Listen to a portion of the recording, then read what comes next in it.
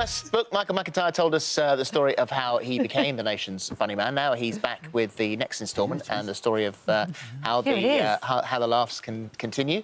Before we hear about that, though, look at that, it's very good. Something else that is set to continue. The Wheel is back. And Michael is... Yay, The Wheel! Yeah, the Wheel! It's back! The Wheel is Saturday back. night. 8 o'clock Saturday That guy's night. hilarious, Joe Marler. Have you had him on this show? He hasn't been in here, no. Oh, he's Not yet. very funny on it. We'll have to He's get Joe him in. Marler, the rugby player. You have great guests. Amazing guests. Hull was on our Christmas special. Yeah, You're on some kind of an exclusive deal to ITV, so we can't get you. What can I say? We're desperate for you, Sco. I also don't have a specialist subject. No, very good guests coming up on this series. Well, we recorded 16 of them in March or, I don't know, sometime earlier this year. So, yeah, that's the 7 times 16. I don't know the maths, but it's over 100 people we booked, but they're all brilliant and it's really super fun because everybody knew the show now. Yeah. Yes. Yeah. And it's in a weird amount. When I came on it, I just felt so much pressure and you're so competitive and actually so much of it is completely out of your control because that wheel is like it has a force of its own. It's just... Well, it's completely random. Does what it wants. This is what people don't understand the word random. People complain because it sometimes lands on the same person 3 or 4 times in a row. That's what random is. It's completely random, which is always quite risky because you don't know what's going to happen. Sometimes somebody's spun over and over again. And poor the Reverend Richard Coles has been on the show twice, never been spun in by the wheel. He literally just sits there doing crosswords. What is listening. that? Is that some divine intervention? He just never gets spun in. He never... No gambling. Does he still get paid? Of course he gets paid. It's the easiest money he's ever earned. He sits there doing Sudoku. I mean, it's absolutely a walk in the park for that guy. How was Peter Andre? Because you've got the money spinner game. Peter Andre has come on the show. I don't know when that one's going out, but he...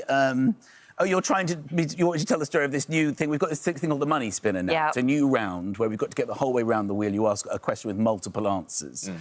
The question, you've got to get a whole way around. All the experts have to say something. And I think the question when people... I'm throwing him under a bus slightly here.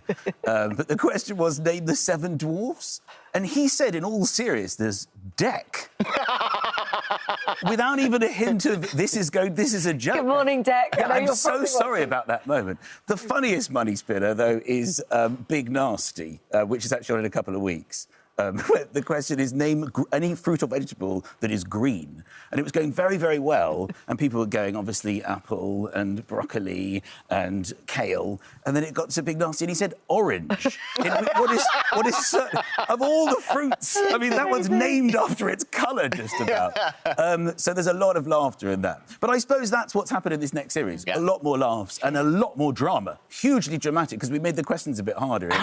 But you've taken it to America as well. The show has gone to America. So crazy. Does that feel... Congratulations. I don't think that's crazy. I don't know what's happened. I don't know what happened. They suddenly bought it and then they wanted me to host it and I went to LA and we made 10 episodes for NBC. And on the Warner's lot, down the road from where Friends was done. We were next to Ellen. They were letting me in the Warner's lot. There were people on tours, which I once went on just to see the studios. And, yeah, I was making my own show. It was incredible. And who did you have on the wheel? Because that opens it up. There's all these American guests. They had no idea who I was, and I had little idea who they were. But apparently they're famous people in America. I know that we had Carol Baskin. Oh, that's we know her. I knew her. And what was her specialist subject? It was big cats. Yeah. It was big cats. Cheese. And Bruno. And the only person I knew as well was Bruno. Bruno Tonioli was on it as well. Oh, good. He We love Bruno. Yeah. He's gone an incredibly strange colour of brown. Has he? He's gone... It's like a Bruno Tonioli. I mean, he's literally in the sun all the time. But yes, it was really, really a fun experience. Oh, well done with that. I was very excited about being there. I'm not surprised.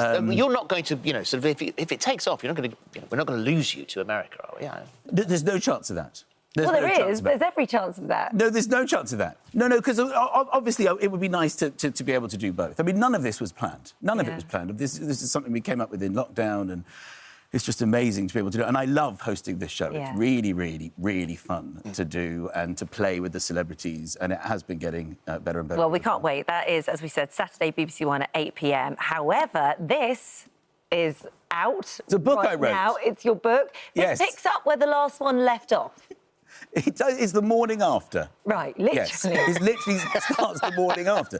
So the first book ended with my big break at the Royal Variety Performance in 2006, and this is me waking up the next morning in my flat and everything that happens from then on, the highs and the lows. I didn't like the lows when they happened, but it makes for a much better book, so I'm kind of thrilled that they happened. Well, you're sort of quite... almost uncomfortable with the big successes. You know, it seems more fun to write about the lows than the highs. I certainly feel that way. Yeah. It absolutely is. It's funny. Things that go wrong, or when you're feeling insecure or getting things wrong and being a fool, that's where a lot of my comedy comes from. Yeah. So, yeah, that's certainly made the book much more interesting to write and hopefully to read. And I very much tried to make my life into a story. You know, this isn't just me, it's not a diary, it's not this is what's happened. It's about shaping the last 15 years of my life into, hopefully, a page-turner. Although you do know the ending. It ends here. This Today? is the final... We're going to add this chapter at the end. It ends on this sofa, leading into this morning. Which is where book 3 will pick up. Well, even though you know it's a happy ending, I think it's still good... Yeah. When it's hopefully well written, then, you know, you're still on the edge. Is he going to make it? Because even movies are like that, when you know it's going to be a happy... I'm much happier watching a movie I know is going to end well, and then you can have as much fun with me up until that point. Yes. It's those movies that just end, that you're like, I regret watching that. Yes. I'm really sad. Why didn't you tell me not to watch that? And also, more opportunity to put Kitty in and put the boys in as well. Yes. So, and how do they feel about that? I think they're fine. I mean, my wife was very instrumental in lockdown with helping me write it. She read it to me. There we are. There's a picture of us. Yes, she's well, if you read the book, I mean, without her, I couldn't have done anything. And certainly in the writing of the book, she would basically, every chapter I got to the end of, she would read aloud to me. And she only really has to pause, and I know that I've got to rewrite it. Right. She would sort of pause and go, I'm not. And I was like, all right, I'll get back to it. I'll do it again. But, yeah, no, her seal of approval is blame her if you don't like it. She's basically it's a lovely book. Signed off every chapter. Well, this is it. I mean, the first one was a huge success, and I have no doubt this will go on to be the same. And you've all got books. Everyone wants to plug their book all the time, no, so we might as well... Can I just say that Phillip still has a book in paperback, Holly's got a book out as well, I've got a 3-for-2 deal at Waterstones. Surely you can go and get all of our books for 10 quid. Well, Michael, thank you very much. Listen, we're not done with you yet because we would like you to spin our wheel. That's all I do now. I think we've even got your music for when you spin the wheel. I'm more than happy to help you spin your wheel. Thank you. And if anybody else wants me to come and spin wheels for them, I'm available for that at a price. Thanks, Michael.